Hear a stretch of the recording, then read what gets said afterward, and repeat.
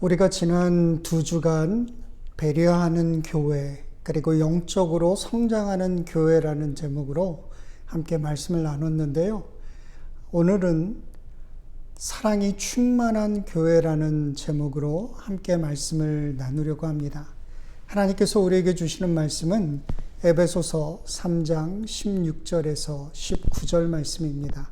제가 봉독해 읽겠습니다. 하나님께서 여러분에게 그분의 영광의 풍성을 따라 성령으로 인해 여러분의 속사람을 능력으로 강건하게 하시고 믿음으로 인해 그리스도께서 여러분의 마음 가운데 거하게 하시기를 빕니다. 여러분이 사랑 안에서 뿌리가 박히고 터가 굳어짐으로 모든 성도들과 함께 능히 그리스도의 사랑의 너비와 길이와 높이와 깊이가 어떤지를 깨닫고 지식을 뛰어넘는 그리스도의 사랑을 알아 하나님의 모든 충만하심의 정도에까지 충만하게 되기를 기도합니다. 아멘. 하나님의 말씀입니다. 17세기 말 인도양의 한 섬에 도도새라고 하는 새가 있었습니다. 그 섬은 그들을 위협하는 천적이 없었기 때문에 새들이 살아가기에는 너무나도 좋은 조건을 갖추고 있었다고 해요. 그야말로 천국이 따로 없었던 거죠. 그 새들은 땅에 둥지를 틀고 땅에 널리어 있는 그런 풍성한 먹이들을 먹고 살았기 때문에 굳이 날개를 사용해서 하늘을 날아오르는 그런 수고를 하지 않아도 되었습니다. 그러다 보니까 기록에 의하면 나중에 문명의 혜택을 받아서 그 섬에 사람들이 갔을 때 이 도도새의 모양이 정말 놀라운 것이었다 그래요. 키는 크고요. 몸집도 굵고 몸무게는 약 25kg 정도 되는 모습이었고, 정말 심각한 것은 날개가 너무나도 짧아져 가지고 하늘을 전혀 날지 못했다라고 하는 겁니다. 많은 세월 동안 사용되지 않았던 날개가 어느새 본래 기능을 상실하고 이제는 거추장스러운 장식품에 불과한 것이 되고 말았던 거죠. 당시에는요, 희귀종을 보호해야 된다라고 하는 생각이 없었습니다. 그렇기 때문에 이 유럽 사람들이 이 섬에 정착하자마자 희한하게 생긴 도도새를 사냥감으로 삼기 시작했습니다. 도도새가 스스로 안락함에 빠져서 본래의 정체성을 다 상실했고, 그 결과로 사람들에게 식용으로 잡혀 먹히는 그러한 결말을 맞이하게 된 것입니다. 아니, 어쩌면 도도새는 스스로가 몰락의 길을 선택했던 거예요. 도도새에게 천적만 있었어도 아마 그렇게 되지 않았을 겁니다. 결국 1698년에 마지막 도도새가 멸종되었다고 합니다. 새는 날아야 새이듯이 성도는 교회가 가지고 있는 그 본질을 잘 가지고 있어야 진정한 교회이고 성도의 모습일 것입니다. 2000년 전에 예수님께서 이 세상에 오신 궁극적인 목적은 영원한 생명을 우리들에게 회복시켜 주시기 위함이었습니다. 그런데 세월이 흐르는 동안 교회는 그 본질을 잘 지키지 못했어요. 혹 도도새처럼 그렇게 몸만 비대해져서 제대로의 기능을 감당하지 못하는 그런 모습이 된 것은 아닐까 하는 생각을 해보게 됩니다. 우리가 교회가 무엇인가 그 본질을 이야기할 때 사실 추상적으로 이야기하기가 쉬운 것 같습니다. 얼마든 잘못된 것을 지적할 수 있고 또 비전을 제시하는 일 분명할 수 있죠. 그러나 단순히 머리로 이해하는 데서만 끝난다면 우리의 삶은 아무런 결단도 없고 주변에는 그 어떤 영향력도 미치지 못하게 될 것입니다. 저도 교회에 대한 이야기를 할 때마다 사실 두려운 마음이 좀 더 앞서는 것 같아요. 과연 나는 어떤가? 나는 지금 어떤 마음으로 교회를 섬기고 있는가? 얼마나 교회의 본질을 지키려고 애쓰고 있는가? 이런 고민들을 계속해서 하지 않으면 안 된다는 겁니다. 지난 주일 우리가 예배 마친 후에 샘터 모임을 같이 가졌는데요. 그때 제가 그 중에 물어본 질문이 하나 있었습니다. 당신이 생각하는 아름다운 교회는 과연 어떤 모습입니까? 여기에 그 적으신 분들 대부분 어떤 이야기 하셨는지 아십니까? 따뜻하고 서로 배려하고 사랑하는 가족 같은 교회. 이게 참 아름다운 교회, 이상적인 교회의 모습이라는 거예요. 여러분, 그 어떤 모습에서도 사랑이 없으면 불가능한 모습이라고 할 수 있습니다. 여러분, 이 질문은 프렛빌 한인교회에 속한 성도들에게 묻는 질문이기도 해요. 당신은 이 아름다운 교회를 이루기 위해서 지금 무엇을 하고 있습니까? 미국의 39대 대통령을 지낸 지미 카터가 그 좌우명을 최선을 다하는 삶이라고 얘기했습니다. 그가 해군 사관학교를 졸업하고 중위 시대에 함대에서 근무할 때 한 번은요, 근무 시간에 다른 일을 하다가 이 함장에게 걸리고 말았습니다. 그때 이 카터가 장황하게 변명을 늘어놨다 그래요. 그의 변명을 듣던 함장이 딱 한마디 말을 했답니다. 자네가 맡은 일에 최선을 다했는가? 이 질문에 그가 양심의 가책을 받았어요. 그리고 그때부터 언제든지 무슨 일을 할 때마다 나는 과연 최선을 다하고 있는가? 이 질문을 던지며 자기의 맡겨진 일에 최선을 다하는 삶을 살았다는 거예요. 여러분, 우리에게도 이런 자세가 필요하지 않겠습니까? 신앙생활하면서 가장 중요한 것이 무엇인지 우리가 바로 알고 있어야지 하나님께서 우리를 믿을 수 있겠죠. 하나님께서 우리에게 일들을 맡기시지 않겠습니까? 세상에 참된 신은 하나님 한 분밖에는 없습니다. 그래서 이를 고백하는 진정한 신앙이라고 하는 것은요, 마음을 다하고 힘을 다하고 뜻을 다해서 하나님을 사랑하고 이웃을 사랑하는 것으로서 우리가 표현합니다. 존 웨슬리 목사님께서도요, 그리스도인의 완전이라고 하는 것을 설명하면서 이렇게 말해요. 완전한 그리스도인은 온 마음을 다해서 하나님을 사랑하고 온 힘을 다해서 하나님을 섬기는 것이다. 이 완전함이라고 하는 것은 하나님의 완전에 이르는 것이 아니라 하나님의 완전에 가까워지고 있다라고 하는 것을 의미해요. 비록 연약하고 좀 부족해도 하나님을 향한 사랑으로 가득해서 이 사랑이 이웃을 향한 사랑으로 나아갈 때 이것이 진정으로 완전한 그리스도인이라는 거죠.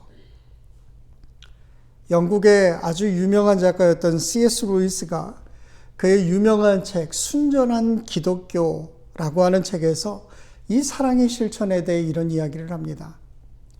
내가 이웃을 사랑하는가, 사랑하지 않는가를 분석하며 괴로워하며 시간 낭비하지 말고 마치 사랑하는 것처럼 행동하라. 그렇게 행동한다면 당신은 위대한 비밀을 발견하게 될 것이다. 당신이 누군가를 사랑하는 것처럼 행동한다면 마침내 그를 사랑하게 될 것이다. 여러분, 사랑하며 산다라고 하는 거, 이거 쉬운 일입니까? 그럼에도 불구하고 한평생 사랑하고 살기에도 너무 짧은데 누군가를 미워하고 시기하는 일들이 사실 우리 공동체 안에도 너무 많이 벌어지고 있지 않습니까? 여러분, 이 사랑하며 살라고 해서 사람이랍니다. 하나님께서는 사람들이 이 사랑을 통해서 행복을 느끼고 누릴 수 있도록 그렇게 창조하셨어요. 그래서 사람들은 결코 혼자 있으려고 하지 않습니다. 그렇게 누군가와 열심히 싸우면서도 누군가를 만나야 되고요. 평생을 결혼하면서까지 그렇게 사랑하고 싶어 하는 거예요. 사람이 살면서 행복하냐, 불행하냐, 이것을 결정할 때 가장 중요한 것은요, 내가 무언가를 혹은 누군가를 사랑하고 있는 거예요. 아무리 풍족하고 부를 누리면서 살고 있어도 사람들과의 사랑이 금이 가고 깨어지면 불행해지는 법입니다. 세상에 아무리 힘들고 어려워도 또 사랑하는 사람과 사랑을 나누면서 살고 있으면 그 사람은 행복해요. 몇 년 전에 제 어머니께서 암수술 받고 항암 치료 받을 때 백혈구가 부족해가지고 그때 참 많이 고생을 하셨었습니다. 그래서 이런저런 자료들을 좀 찾아보니까요, 백혈구에 대해서 쉽게 설명한 글이 하나가 있었어요. 여러분, 이 백혈구라고 하는 게요, 우리 몸에 이상한 병균들이 찾아 들어올 때 얼른 그 침입자들을 처치하는 일을 한다는 거예요. 얼핏 생각하면 아주 강력한 어떤 방법을 쓸 것 같은데, 여러분, 백혈구가 어떻게 하는 줄 아십니까? 그 침입자를 만나면 그거를 꽉 끌어안는 됩니다. 이 병균이 백혈구의 사랑에 감동해서 그러면 그냥 녹아버린다는 거예요. 보기 싫든 지저분하든 가리지 않고 그냥 다 껴안아버리는 것, 이게 백혈구의 역할입니다. 그러니까 백혈구가 혈액 속에 충분하게 있어야지만 우리 인간이 살 수 있는 거예요. 여러분, 우리의 영혼을 살게 하는 것, 그게 뭘까요? 그것은요, 사랑입니다. 그것이 하나님이 우리를 사랑의 존재로 창조하신 이유입니다. 시간이 흐르면 흐를수록 어쩌면 우리가 가지고 있는 생각들은 자꾸 변하게 돼 있어요. 물론 시대의 변화도 있고 환경의 변화도 있어요. 어쩌면 당연히 우리의 모습들이 변해가는 게 당연합니다. 신앙생활도 그렇고요. 교회 공동체의 모습도 그럴 거예요. 시간이 지날수록 내가 익숙하고 편한 쪽으로 마음이 가는 것, 여러분, 이거 어쩔 수 없다는 거죠. 그러나 세월이 지나도 바뀌어지지 않는 게 있다면 그것은 사랑하는 일입니다. 하나님께서 우리를 사랑하셔서 우리를 창조하셨어요. 그리고 우리를 무조건적으로 끌어안으셨습니다. 죄인임에도 불구하고 우리를 사랑하셨어요. 그렇기 때문에 그 마음으로 우리도 사랑하며 살아야 한다는 것입니다. 이런 섭리의 신앙을 가지고 있는 사람은 다른 사람 어떠한 조건에서든 사랑할 수 있어요. 여러분, 한문으로 사람 인자 어떻게 쓰는지 아시죠? 사람과 사람이 서로 기대어 살라고 해서 사람 인자가 그렇게 생겼다는 것입니다. 그런데 실제의 모습은 어떻습니까? 참 미워하면서 살아요. 살면 살수록 그 사랑이 내게서 점점 멀어져 가는 것처럼 느껴집니다. 사랑하고 살아야 되는데 내 살아왔던 습관 때문에 늘 어쩌면 우리는 분을 품고서 살고 있는지도 몰라요. 가브리엘 천사가 한 여인에게 찾아와서는 소원을 물어봤답니다. 너의 소원을 내가 들어주겠다. 그런데 단 한 가지 소원이 있다. 나의 받은 복의 2배를 옆집 여자가 받게 될 거다. 좋다가 만 거예요. 자기가 소원 성취하는 거는 너무너무 좋은데 평소에 꼴 보기 싫어했던 그 옆집 여자가 나의 2배의 복을 받는다고 생각하니까 밤잠을 이루질 못하고서 고민하게 되더라는 거예요. 그러면서 나중에 무슨 소원을 천사에게 빌었는지 아십니까? 제 눈을 하나만 빼주십시오.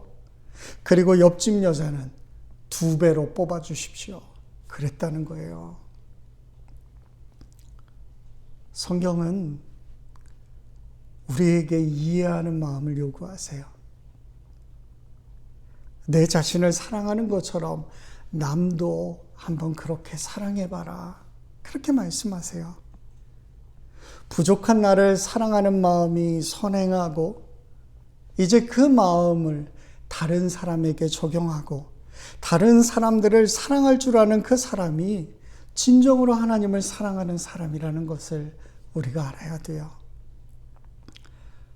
원래 시집살이를 호되게 한 그러한 며느리가 자기 생각밖에 못한다는 이야기를 종종 합니다.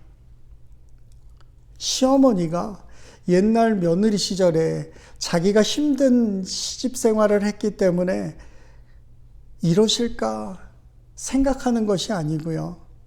자기의 어려움만 생각하게 된다는 거예요. 그러니까 점점 미워지는 겁니다.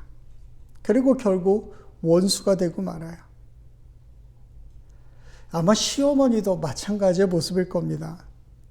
본인은 다 해본 시집살이였는데 해본 사람이 어쩌면 시집살이를 더 많이 시킨다는 거예요. 그 시절 자신이 며느리였을 때 그 마음 졸이던 생각은 하지 못하고 이제는 내 입장에서 그리고 내 아들의 입장에서만 그렇게 생각한다는 거예요. 여러분 그렇게 되면요 더 이상 단란한 가정이 이루어지지 않겠죠. 아마 전쟁터가 되고 말 겁니다. 여러분 그래서 성경은 늘 남을 먼저 생각하는 모습을 이야기합니다. 내가 도무지 이해할 수 없고 미워지는 사람이 분명히 있어요. 여러분 목사인 저에게도 그런 사람들이 종종 눈에 띕니다. 그런데 중요한 것은 그런 유혹을 당할 때마다 그 사람의 입장에서 한 번 더 생각해 보라는 거예요. 그러면 마음이 누그러지고 이해가 돼요. 그만큼 사랑할 수 있는 여유가 우리들 가운데 생기게 된다라고 하는 거죠. 우리의 신앙생활에 본질적인 것도 있고요. 비본질적인 것들이 있어요.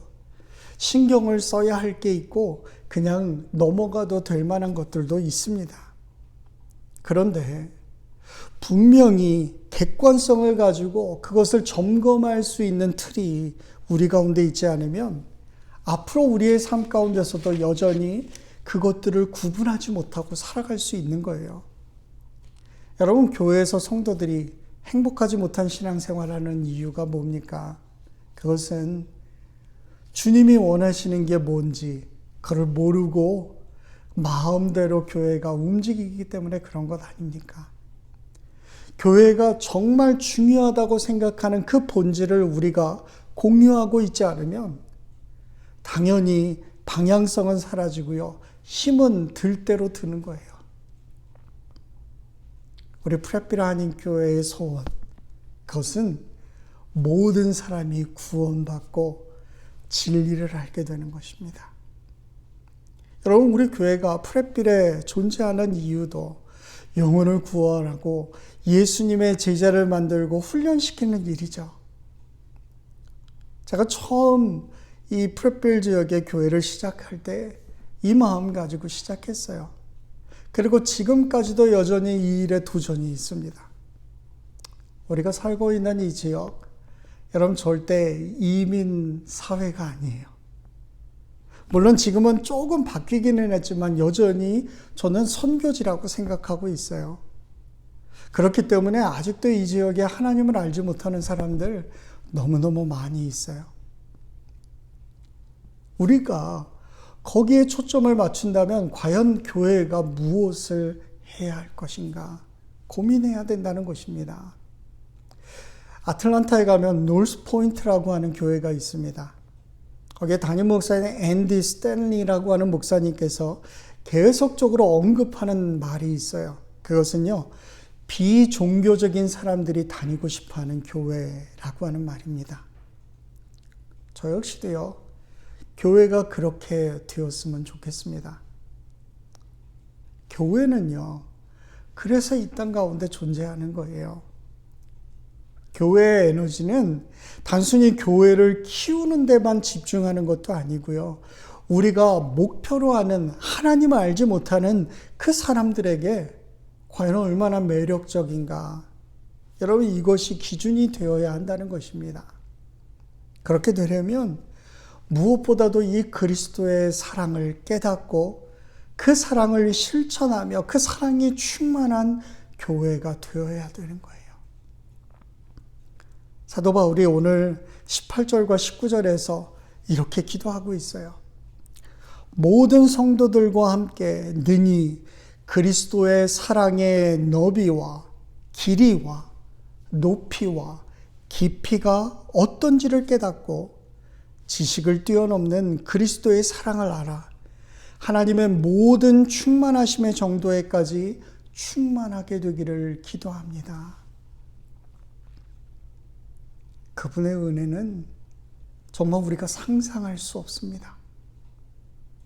그 사랑이 얼마나 넓은지, 얼마나 길고 높은지, 그리고 얼마나 깊은지, 여러분, 그것을 보여줄 수 있는 곳이 우리의 교회가 되지 않으면 하나님 알지 않는 사람들이요, 들어올 수 없다는 거예요. 사도 바울이 어쩌면 정말 별 볼 일 없었던 에베소 교회를 향해서 이 서신을 쓸 때 하나님께서 부여하신 교회의 진정한 가치, 그거 얼마나 알려주고 싶었을까요? 한번 생각해 보세요. 무엇이 사도 바울을 변하게 만들었고 그 수많은 어려움과 장애들 가운데서도 복음을 들고 설 수밖에 없게 하셨을까? 왜 사도 바울이 그렇게 교회를 사랑했었을까? 그가 가지고 있었던 마음의 깊이와 넓이는 과연 어떤 것이었을까? 사도 바울은 고린도전서 9장에서 이렇게 이야기합니다. 나는 자유하지만 모든 사람에게 종이 되었습니다.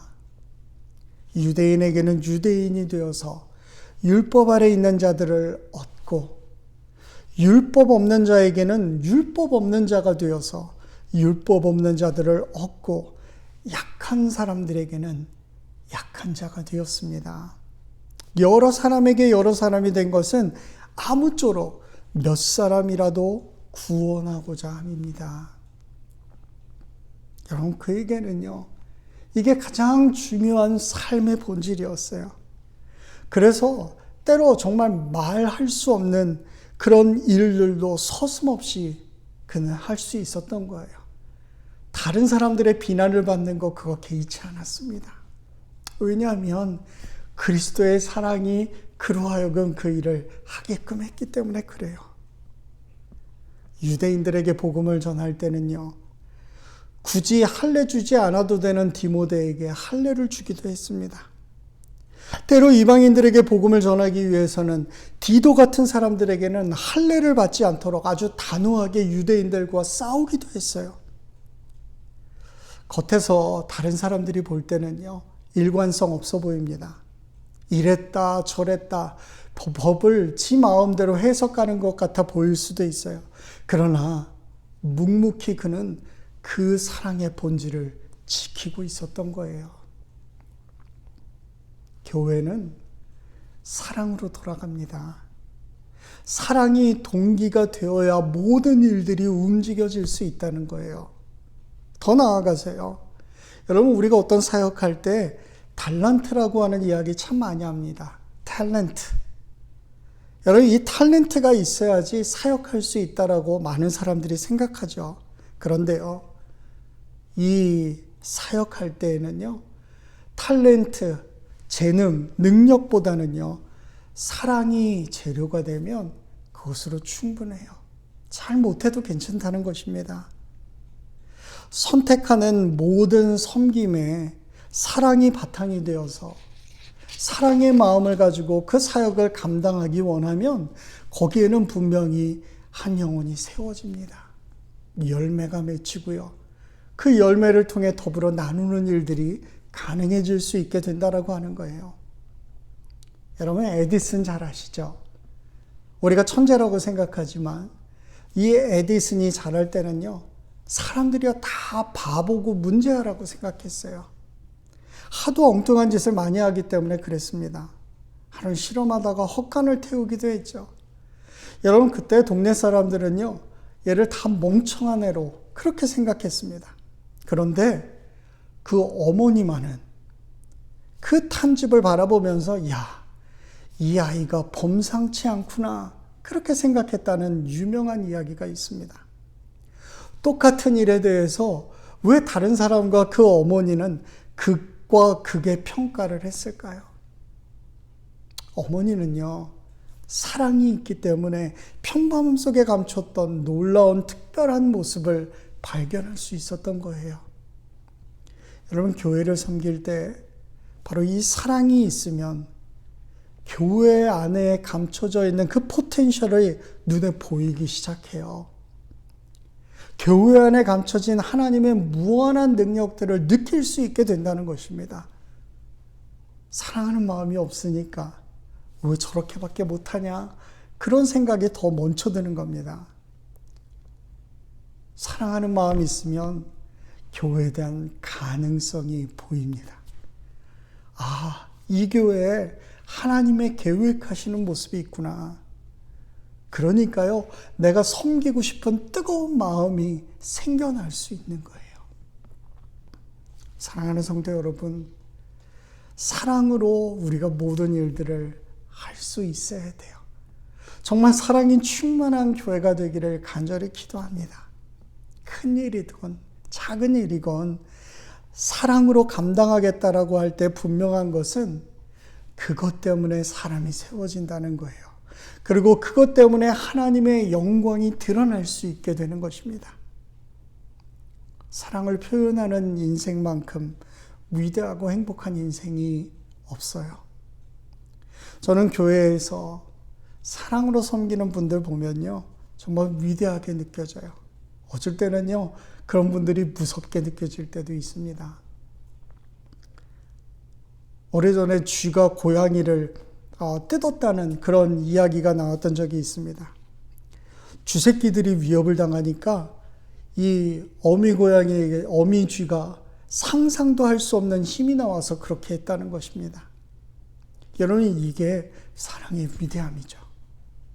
섬기는 마음으로, 사랑하는 마음으로 사역하다 보면 생각지도 못한 힘이 우리들 가운데 나오게 되는 거예요.